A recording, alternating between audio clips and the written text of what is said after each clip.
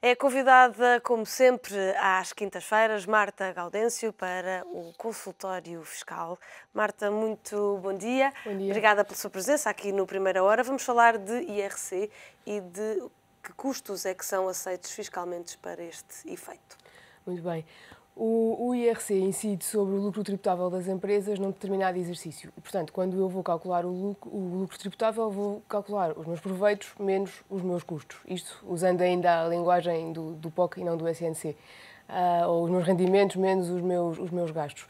E enquanto que para a contabilidade mais ou menos todos os custos são aceitos, ou há regras específicas, do ponto de vista fiscal, como os custos permitem reduzir o meu resultado e, portanto, pagar menos imposto, há uma série de regras que se aplicam para dizer quais é que são os custos que são aceitos.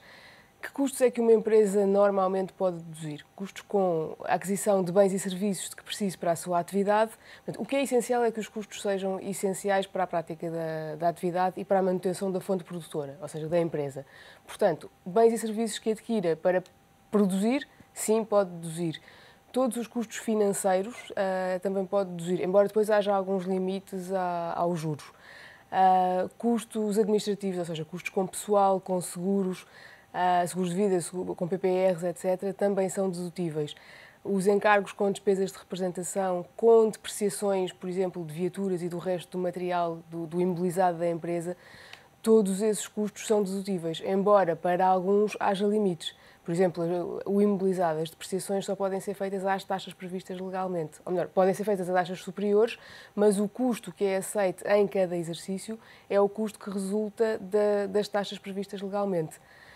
Portanto, são essencialmente os custos que são essenciais à empresa e que não possam ser desviados, por exemplo, para consumos privados ou interesses dos acionistas, mas interesses pessoais que não os interesses da empresa.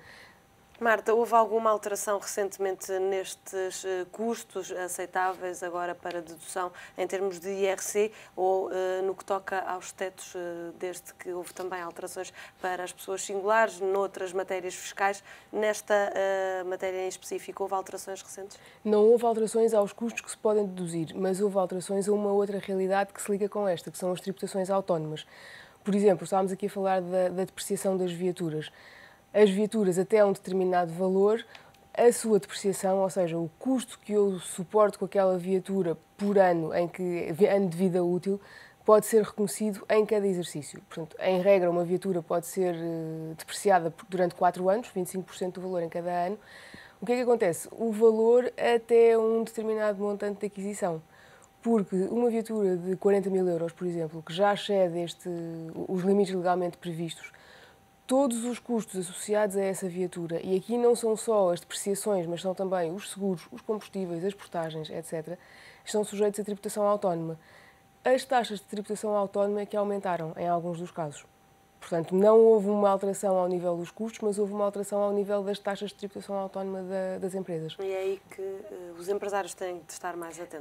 Têm de ter muita atenção ao valor neste caso das viaturas que adquirem, têm de ter atenção ao valor que pagam a título de ajudas de custo, de despesas de representação, porque esses montantes estão sujeitos a uma tributação mais agravada. Passamos então para o segundo tema que temos hoje aqui para analisar, as regras de preços de transferência. O que é que são estas regras de preços de transferência? Estas regras são ligadas também ao IRC, sobretudo, e começam agora a ser muito faladas porque a Administração Fiscal, de há uns 5 anos para cá, tem vindo a fazer correções nesta matéria. No fundo, são regras de mercado. A origem destas regras está na OCDE, em recomendações da OCDE, em estudos que são feitos já há muitos anos, e em determinada altura, não tenho presente em que data, foram introduzidas no Código do IRC em Portugal regras sobre os preços de transferência. O que é que se pretende aqui? Quando duas entidades relacionadas, ou seja, duas empresas, que tenham ligações entre si, de tal forma que uma possa influenciar o comportamento da outra ou a atividade da outra, devem praticar nas suas operações preços comparáveis.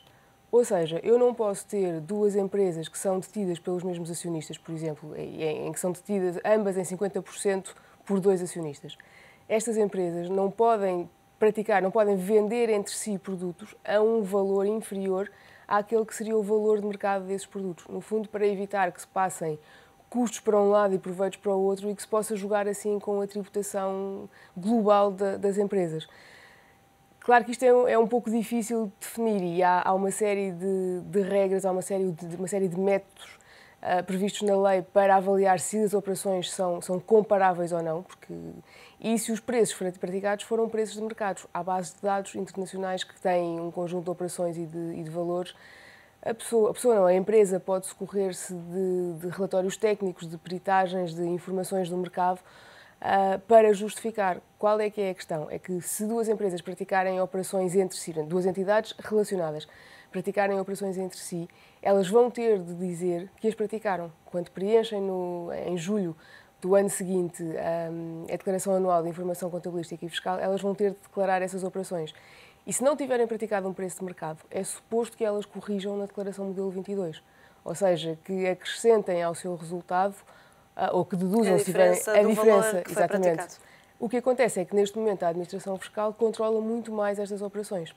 E, portanto, há muitas situações de verificação. Começou, por exemplo, no setor bancário. Há muitos bancos que têm operações verificadas e depois aquilo que se verifica é não só aquelas operações se foram ou não realizadas a valores de mercado, mas também se as empresas têm a documentação, porque é obrigatório para empresas que faturem mais do que 3 milhões de euros por ano ter um dossiê de preços de transferência, que é um documento que contempla todas as operações praticadas entre entidades relacionadas, descrição das operações, os valores envolvidos, porque é que são comparáveis, qual é que foi o método utilizado para permitir saber se os valores são comparáveis, portanto, se são valores de mercado ou não. E a falta deste dossiê pode levar à aplicação de coimas que chegam até aos 20 mil euros. Portanto, as empresas também têm de ter atenção a este assunto. Marta, não temos tempo para passar ao terceiro tema, guardamos para a próxima semana. Obrigada pela sua presença aqui no Primeira Hora.